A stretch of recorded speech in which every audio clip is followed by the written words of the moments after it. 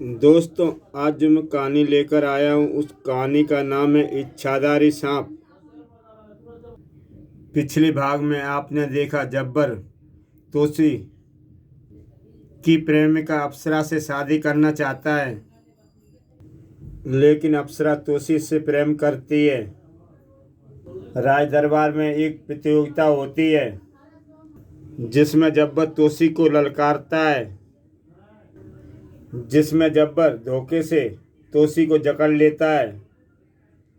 तभी वहाँ धुएं का अंधेरा छा जाता है। नाग बाबा तोसी को वहाँ से बचाकर ले आते हैं। नाग बाबा तोसी को बताते हैं कि जब्बर अप्सरा को कैद कर लेता है।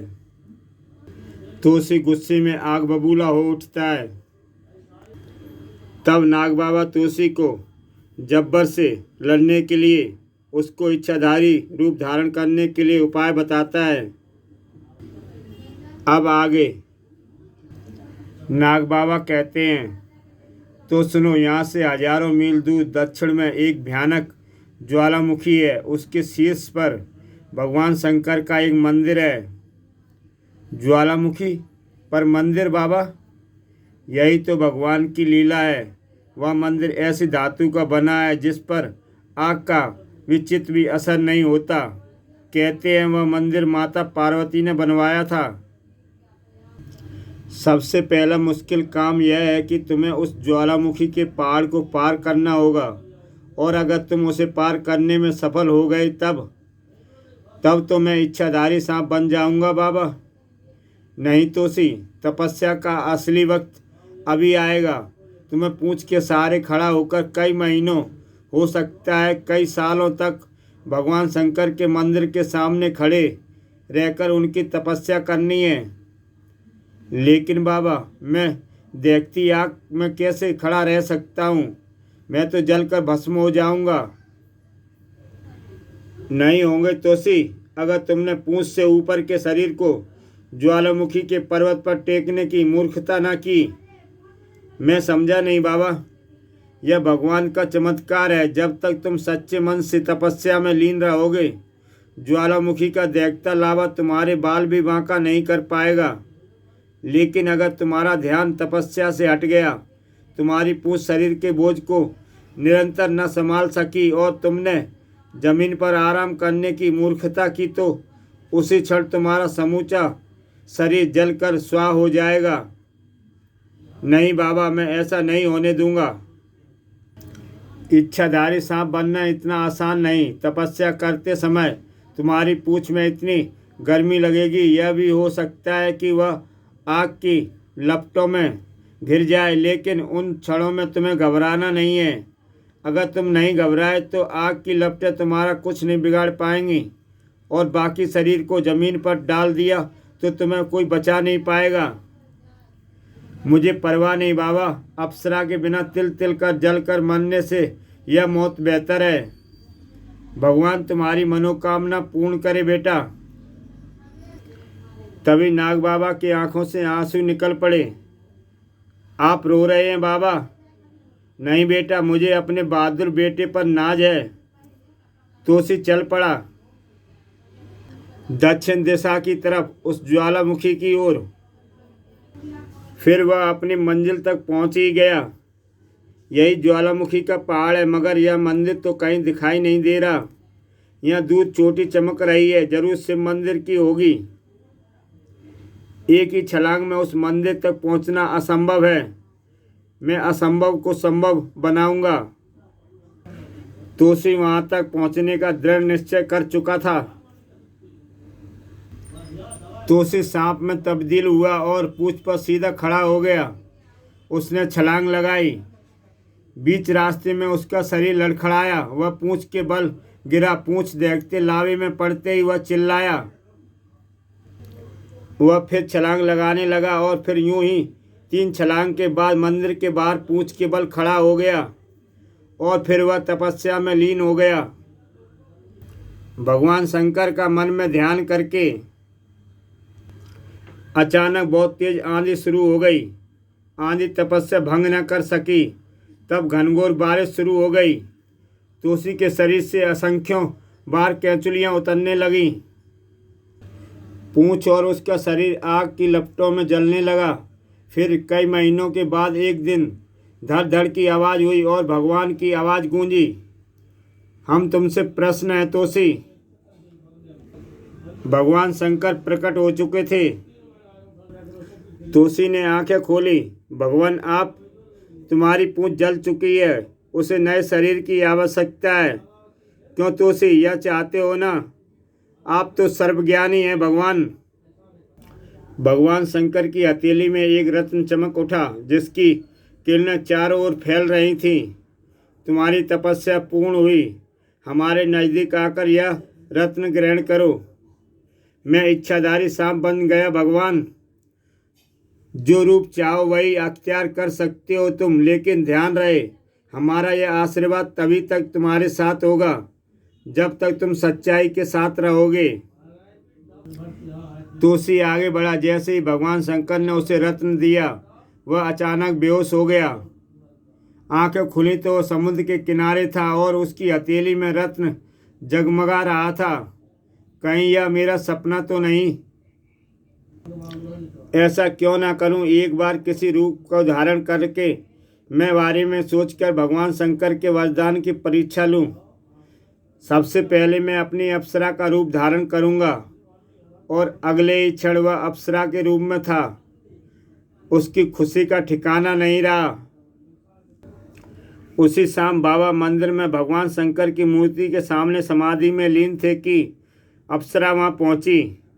बाबा बाबा आंखें खोलो। बाबा, जालिम जब्बर की कैद से अप्सरा आज़ाद होकर आपके पास पहुँच गई है। बाबा ने आंखें खोली। तू आज़ाद हो गई अप्सरा? हाँ बाबा।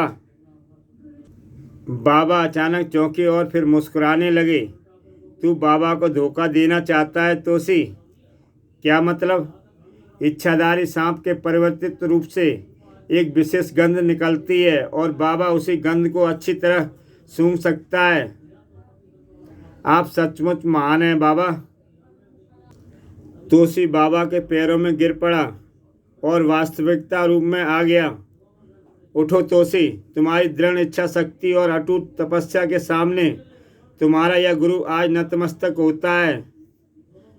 मुझे इंद्रजाल का तिलस्म के बारे में विस्तार पूर्वक बताइए बाबा, जिसमें जब्बर ने मेरी अप्सरा को कैद कर रखा है। मैं जानता हूँ अब तुम नहीं रुकोगे, इसलिए मैं सुनो। इंद्रजाल तिलस्म में दाखिल होने के दो रास्ते हैं। पहला रास्ता राजमहल के अंदर से जाता है, जिसकी मुझे विस्तृत जानकारी नहीं है, लेकिन दूसरा रास्ता राजमहल के पीछे से बहने वाली नदी से जाता है। तुम्हें इसी रास्ते से जाना होगा। नदी की तलहटी की जमीन में धसी लोहे की एक बड़ी बतख है, उसके नीचे उत्तर दिशा में तुम्हें एकदम सीधे में जाना होगा। यह रास्ता बेहद जोखिम भरा है। जो बड़ी बड़ी व्हेल मछलियाँ, मगरमच्छ, हजारों पानी के जानवर अपनी जबड़ा खोले तुम्हें निगलने की प्रतीक्षा में तैयार मिलेंगे। उसके बाद बाबा, अगर तुमने यह खतरनाक रास्ता पार कर लिया तब तुम एक सुरंग में पहुंच जाओगे। इस सुरंग से निकलने के बाद तुम पानी विहीन धरातल पर होगे।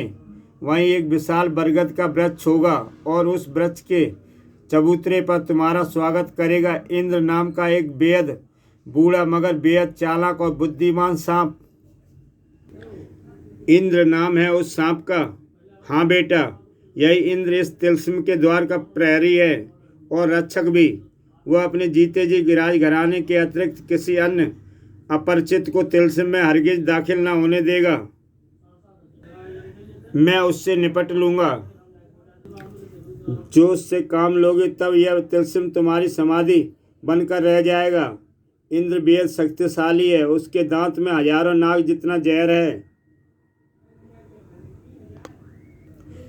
तोसी जोश में आ गया। मुझे किसी की परवाह नहीं, आप मुझे तिलस्म के बारे में बताइए। उस बरगद की जड़ में वह रास्ता है जो तिलस्म के उस बाग तक पहुंचता है जहां चारों ओर से ऊपर कमरे बने हुए हैं। मेरी अप्सरा कौन से कमरे में कैद है यह तो मैं नहीं जानता, लेकिन मेरा दिव्य ज्ञान मुझे संकेत कर रहा है कि वह वहाँ किसी एक कमरे में कैद है। मुझे आशीर्वाद दो बाबा। भगवान तेरे पवित्र प्रेम को सफल बनाए। उन क्षणों में मंदिर के दरवाजे पर जब्बार का एक जासूस खड़ा था। उसने छिपकर दोनों की वार्ता सुन ली। यह खबर महाराज जब्बर को सुनाऊंगा तो मुझे भारी इनाम मिलेगा। जासूस तोसी और बाबा की सब बातें सुन चुका था। उधर तोसी अपनी मंजिल की तरफ चल पड़ा।